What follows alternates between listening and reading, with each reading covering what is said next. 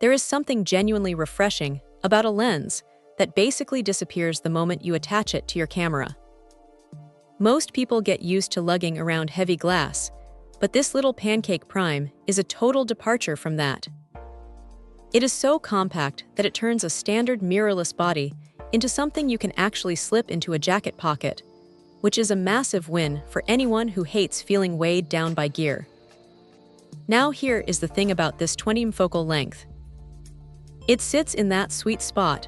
It is not quite as wide as a typical street lens, but it is not tight enough to be a dedicated portrait piece either. It gives you that 40mm equivalent field of view, which feels incredibly natural.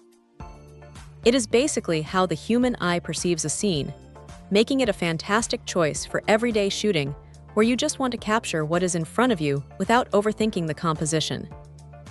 The F1.7 aperture is the real star of the show here. It is bright enough to handle dim, indoor lighting without cranking the ISO into noisy territory, and it produces a soft, creamy background blur that makes subjects pop in a way that kit lenses just cannot touch. You get 7 elements packed into 5 groups, and the sharpness is honestly surprising for something this small. It is crisp, clear, and has a certain character to the images that feels less clinical than some of the newer, more expensive glass out there. That said, it is not perfect.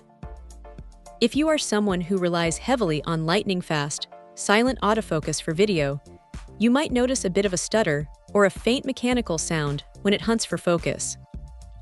It is not a deal-breaker by any means, but it is a reminder that this design has been around for a while.